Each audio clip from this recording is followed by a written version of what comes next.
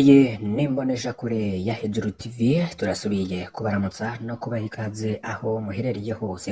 Abadukurikiye bari mu Burundi cane cane mu gisagara ca Bujumbura, turabaramutsa kandi turabahaye ikaze, tunabasaba kugira ngo muri aya makuru muze guterera ivyumviro vyanyu muri commentaire. Turaza kugaruka ku buzima bukomeye cane ku murango wo kuri uyu wa mbere kw'itariki ya 10/2024 mu kwezi kwa Ruheshi. Harimo ibintu vyinshi bigiye bitandukanye tugiye kugaruka ko biriko birabera mu gisagara ca Bujumbura. Ibintu rero bikaba vyahinduye isura nyuma y'inkuru twababwije ejo ku mugoroba yuko ibintu vyakomeye cane, ibirabana n'ibiciro vyo kwiyunguruza vyaduze cane ku rugero rutari bwigere bubeho mu Burundi. Ubu rero ikigezweho nuko noneho leta ngitagize ico ikora ngo Burundi buratembagara. Ivyo nivyo bamwe bariko barashikiriza, ariko kandi turaramutsa n'abadukurikiye bari mu bihugu bitandukanye bihana imbibe n'u Burundi, abari ku mugabane wa Afurika no ku yindi migabane ya kure. Mwese nimuze gucikwa n'aya makuru. Umukuru w'igihugu Varisito Ndayishimiye yarayatangaje ko Burundi butigeze buronka umunezero n'umugisha nk'uwo bufise uyu munsi ku ntwaro yiwe. Aya majambo turagira ngo namwe muze kuyavugaho muri commentaire. Ni mu gihe kandi hari inkuru tuza kubagezaho ku buryo burambuye y'ingene ata modoka n'imwe imanukana amakara yemerewe gushika mu gisagara ca Bujumbura. Abakora ku kazi bari mu mwiheburo bariko baratabaza, ni mu gihe kandi n'abakenera amakara nabo bariko baratabaza. Mu bindi rero bivugwa tuza kugarukaho, Olcome ivuga ko hakwiye ibiganiro hagati y'amashirahamwe yigenga na leta mu ntumbero yo gutorera umuti ikibazo c'ikena ry'igitoro cugarize Uburundi. Navyo turaza kubigarukaho ku buryo burambuye. Byose ni muri aya makuru, ariko kandi turaza kubagezaho uko vyari vyifashe ku bituro vy'amabisi irya nino mu gisagara ca Bujumbura no kuja mu ntara irya nino mu gihugu cose.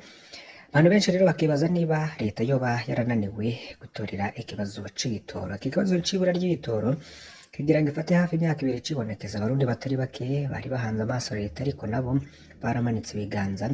Ntivyumvikana ko ikibazo nk'iki conanirana gukemuka hari leta ivuga ko yatowe n'abanyagihugu, kandi n'umukuru w'igihugu nawe atangaza ko Burundi bumeze neza.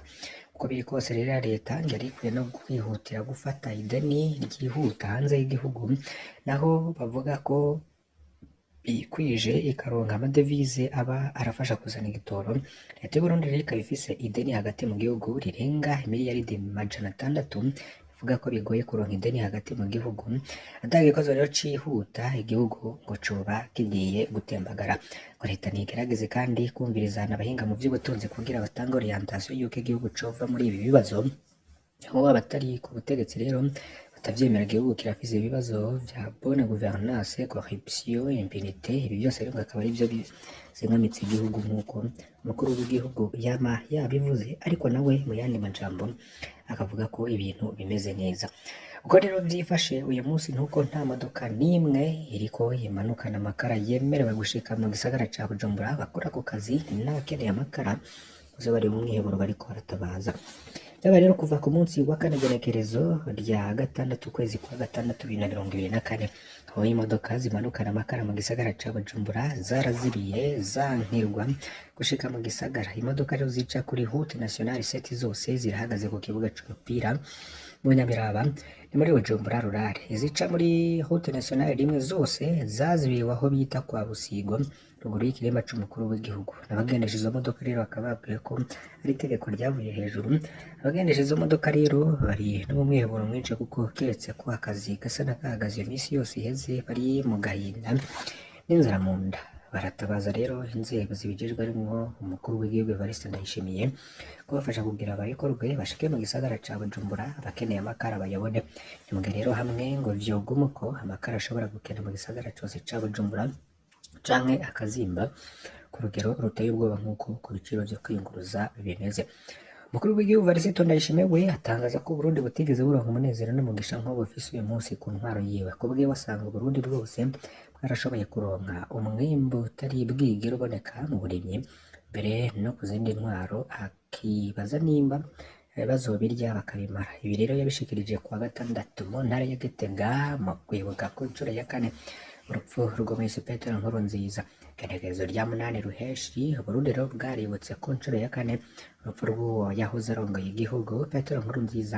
Muri ivyo birori vyakurikiwe n'inyigisho zatunganijwe n'umukuru w'igihugu Varisito Ndayishimiye ku ndongozi zagenywe itegeko ry'umukuru w'igihugu vyerekeye mbonakazoza 2040 gushika 2060.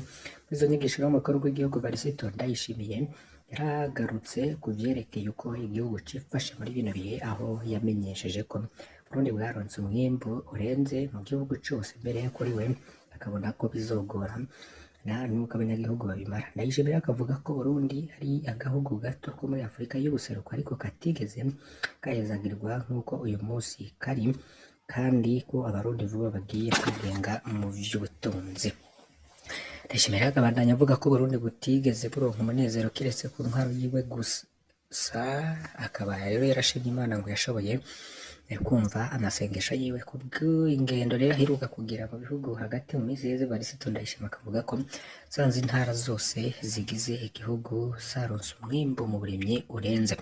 Varisito Ndayishimiye akaba yaragize ati niryo rya mbere mbonye umwimbu nk'uyu mu gihugu, harabaye umwimbu w'ibigori urenze hamwe n'ibiharage, mbere ndibaza nimba abarundi bazobereye bakabimara. Abarimyi rero mbere byarabananiye kwimbura byose, bimwe biracari ku misozi, imirima yuzuyemo ibiharage bikaza byiyongera ku miceri yuzuye mu myonga. Umwimbu rero ni mwinshi, naho umukuru w'igihugu aravuga ko umwimbu wiyongereye biracagoye ko igihugu kitagira amadevize.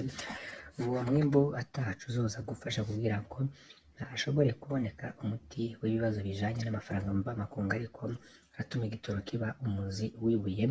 Vyatumye rero mbere n'ibinyobwa vya Bralirwa birura kuko ata amadevize ahari. Muri Orcom bo bavuga ko hakwiye ibiganiro hagati y'amashirahamwe yigenga na leta mu ntumbero yo gutorera umuti ikibazo c'ikena ry'igitoro. Ishirahamwe rirwanya igiturire no gusesagura amatungo ya leta Orcom rivuga ko leta yari ikwiriye kuja hamwe n'amashirahamwe yigenga bakaraba icokorwa kugira ngo haboneke umuti urama ku bijanye n'ikena ry'igitoro rimaze igihe kitari gito mu gihugu. Bwa Gabriel Rufyiri arongoye Orcom, leta ngo kwihutira mu maguru masha ni ukuvugana n'ikigega mpuzamakungu FMI kugira gihe leta y'u Burundi ingurane yihuta, kuko ikibazo c'ikena ry'igitoro gisa nkaho cabaye akayobera abahinga bivuye ku bukene bw'amagara mvamakungu.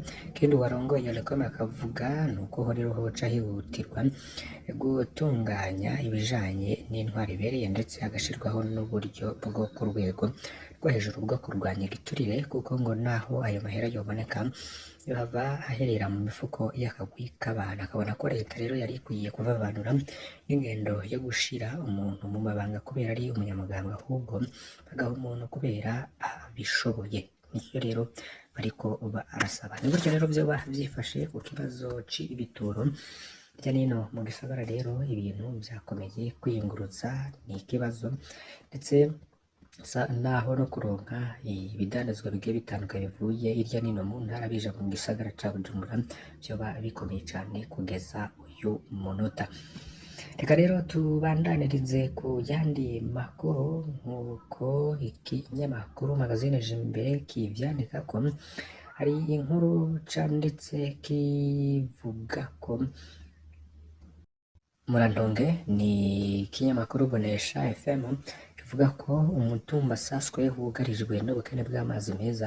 Bamwe mu banyagihugu bo ku mutumba wa Saswe komine Kayokwe intara ya Mwaro rero bababazwa n'ubukene bw'amazi meza buhibonekeza, bagasigura ko rero batoroherwa no kuyaronka kuko ayabonetse bayakura kure, bigatuma iyindi mirimo ihungabana, bakagira amakenga rero ku magara yabo kuko amazi bakoresha bayavoma mu migezi.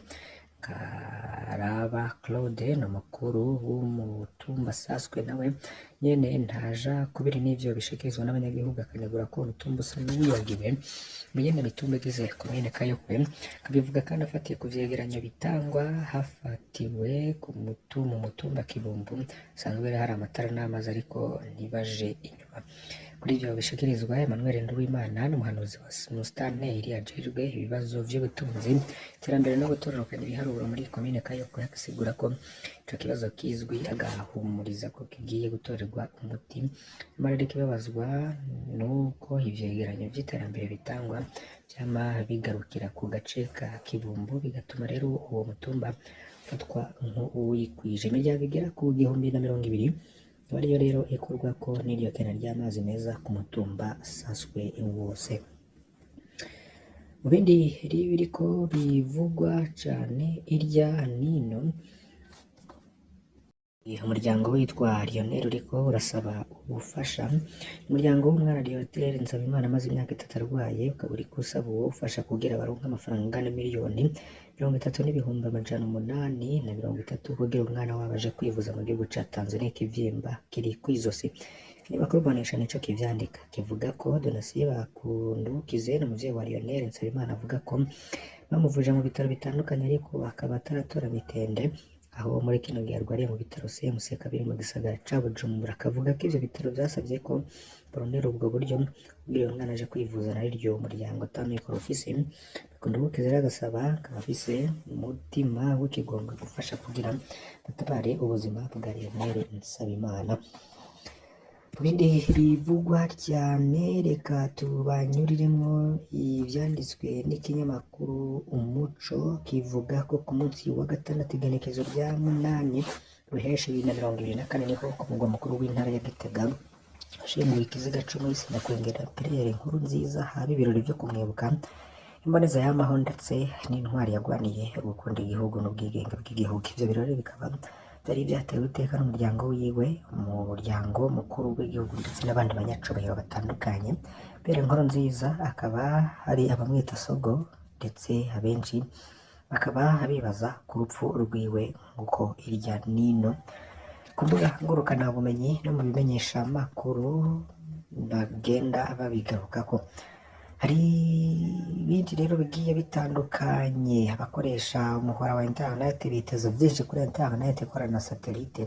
Imenya igenekezo rya 30 kwezi kwa gatanu 2024 umukuru w'igihugu atereye umukono ku rwandiko ruha ishyirahamwe Starlink Service Burundi uburenganzira bwo kuzana internet ikorana na satellite mu Burundi. Bamwe mu bo rero bakaba bavuga ko ico baryiteze ko ari impinduka zimwe zibonekera bose. Reka rero duhereze aha, niyo makuru twari twabateguriye. Mbasabe kugira ngo ntimuze gucikwa n'ibindi tuza kubagezaho kuri Mbonesha kure. Mwese mukunda kandi mukurikira ni Hejuru TV.